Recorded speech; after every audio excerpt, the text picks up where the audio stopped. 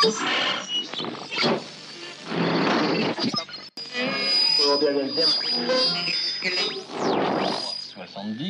deuxième était le... Marine Le Pen, la campagne de tous les paradoxes. Pour accompagner le recentrage du parti lepéniste, le style de campagne a été considérablement modifié, sans pour autant convaincre et rallier les électeurs. Explication. Par Emmanuel Négrier, Université de Montpellier et Julien Audemars, Associate Research Scientist. Tout a semblé nouveau dans la troisième campagne présidentielle de Marine Le Pen.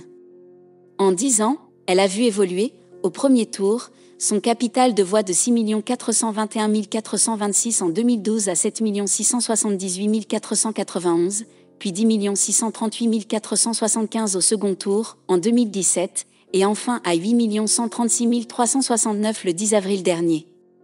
Cette progression est d'autant plus significative qu'elle a continué à s'opérer en présence d'un challenger de poids sur les terres de l'extrême droite, Éric Zemmour, 2 485 935 voix au premier tour. Ces changements ont-ils accrédité la candidature de Marine Le Pen au-delà de sa posture habituelle, tribunicienne ? Ils se heurtent en tout cas à des limites et paradoxes que nous proposons d'expliciter. Le traumatisme du débat d'entre-deux tours de 2017, où l'impréparation de la candidate à la confrontation entre programmes avait sauté aux yeux, aura convaincu le Rassemblement national d'une évidence, une campagne dont la finalité est d'apparaître non seulement digne de représenter mais capable de gouverner implique un travail en profondeur sur le programme. Si la stratégie est de conquérir une part croissante d'un électorat de droite en mal de leadership, alors il convient d'adapter ce programme à la structure de cet électorat, notoirement plus âgé et conservateur, et pour lequel les mesures spectaculaires, comme le Frexit, par exemple, constituent autant d'aventures indésirables. Si Gilles Ivaldi comptabilise un plus grand nombre de mesures sociales, le programme de Marine Le Pen n'est pas plus à gauche qu'en 2017, au contraire. En totalité, le programme penche toujours à droite, avec des mesures comme l'exonération accrue des droits de succession, le renoncement à la retraite à 60 ans pour tous, après hésitation, le refus d'un retour de l'impôt de solidarité sur la fortune, ISF.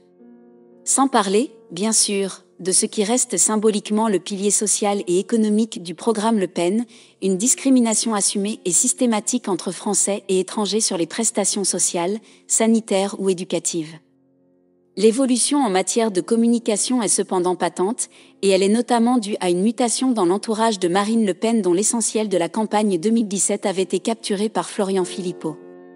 En 2022, ont pris place autour d'elle des conseillers principalement issus du monde de l'expertise, dont le club de réflexion Les Horaces et le symbole Saint-Jean quelque peu les Gracs, un think tank social-libéral fondé à l'occasion de la campagne présidentielle de 2007, puis qui a alimenté celle d'Emmanuel Macron en 2017. Très bien décrit par la journaliste Géraldine Wessner, Les Horaces, constitué en think tank dès 2015, était resté en marge de la campagne 2017.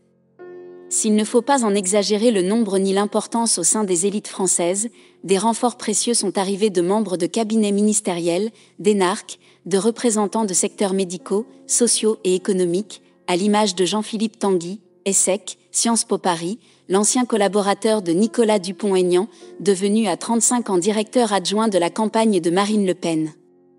La technicisation de l'entourage de Marine Le Pen s'est donc faite au risque d'apparaître plus classiquement de droite que disruptive. Pour accompagner ce recentrage, le style de campagne a également été considérablement modifié. À la suppression de mesures brutales et potentiellement anxiogènes répond un travail sur la douceur de l'image, l'attente peinée de la trahison de sa nièce, la mise en scène de son rapport au chat, le soin apporté à l'accueil, au dialogue policé lors de ses déplacements sur les différents lieux de campagne. La moindre part donnée au meeting par rapport à la visite micro-collective a également alimenté l'idée d'une campagne à bas bruit, potentiellement dédiabolisante. Mais le grand facteur de recentrage de la campagne de Marine Le Pen sera venu de l'extérieur et contre sa volonté même. C'est la fonction majeure d'Éric Zemmour, d'autant plus utile au premier tour qu'elle a validé les efforts de la candidate du RN pour apparaître plus démocratiquement acceptable contre les outrances du polémiste. Éric Zemmour a rempli 3 fonctions dans la campagne Le Pen. La première est d'avoir démultiplié la présence des thématiques d'extrême droite, des enjeux identitaires, migratoires, qui lui sont globalement attribués.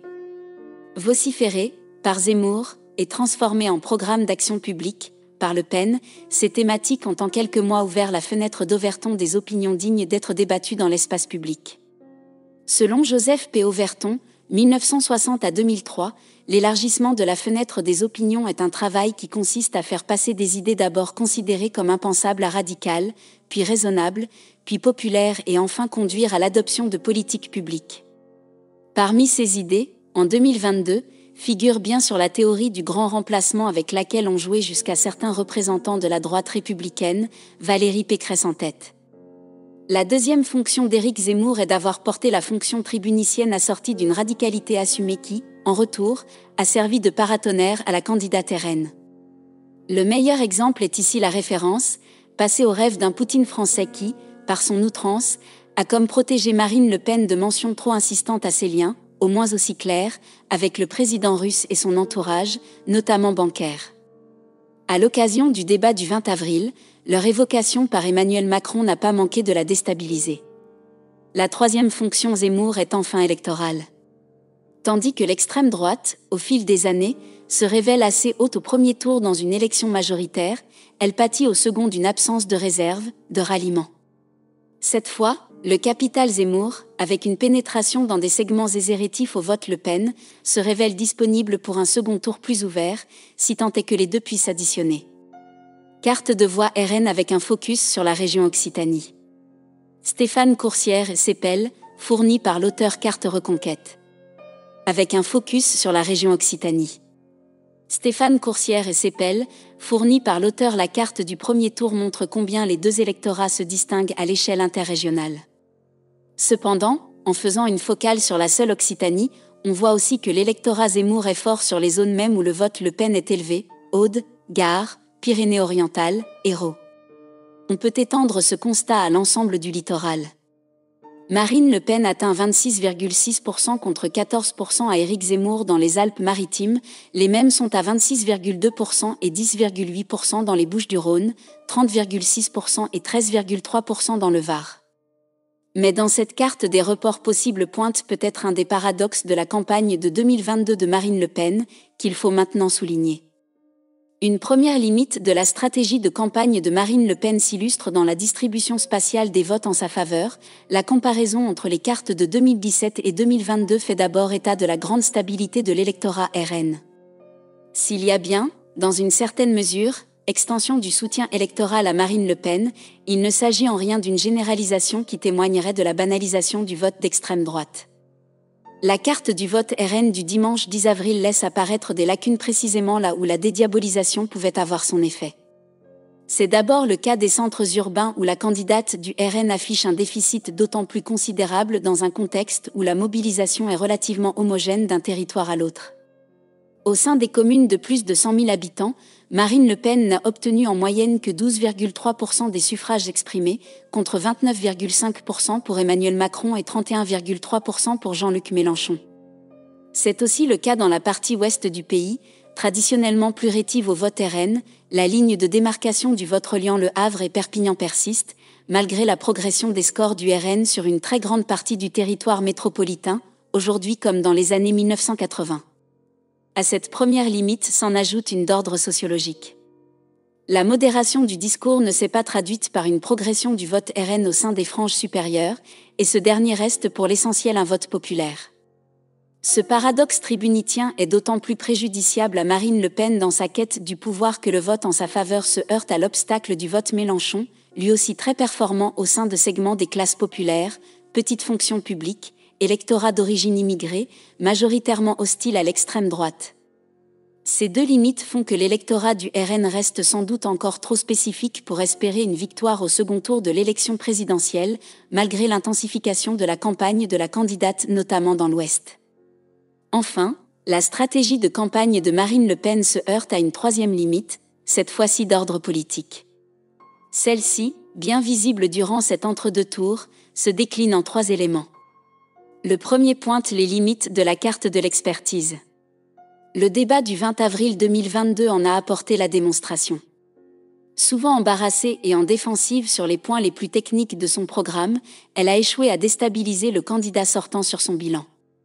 Ce dernier, en traitant Marine Le Pen, presque, comme une rivale ordinaire, a accrédité son changement de stratégie, sa dédiabolisation, pour mieux la dominer sur le terrain de la gouvernementalité. Parallèlement, cet entre-deux tours a mis en évidence les difficultés de la candidate et de son entourage à faire face aux critiques récurrentes à l'encontre du socle idéologique traditionnel du RN et de ses positions conservatrices et anti-immigration. Un deuxième élément s'ajoute à cette difficulté: malgré la progression de ses scores électoraux, Marine Le Pen souffre encore d'un déficit de ralliement, y compris venu de la droite et parfois au sein même de son propre camp. Ce déficit s'explique en grande partie par un troisième élément, qui tient à la persistance de la marque Le Pen, encore infamante pour beaucoup. Dimanche 24 avril, une majorité d'électeurs devra arbitrer entre deux passions tristes: la peur d'une présidence Le Pen, l'atout-maître du président sortant, et le ressentiment envers Emmanuel Macron dont entend profiter la candidate du RN. Cet arbitrage de tous les dangers renvoie pour Marine Le Pen à deux grandes intrigues: sa capacité à maintenir dans le vote, au-delà de la présidentielle, les franges populaires qui lui semblent acquises, tout en consolidant son extension territoriale et la normalisation sur laquelle elle s'appuie. De ce point de vue, la rencontre des électorats Le Pen et Zemmour constituera sans nul doute une clé pour un leadership durable. À plus long terme, le défi consiste pour le RN à dépasser la frontière entre les deux blocs populaires que constituent les votes Le Pen et Mélenchon. Entre respectabilité à droite et légitimation populaire, toutes les contradictions d'une campagne se dévoilent.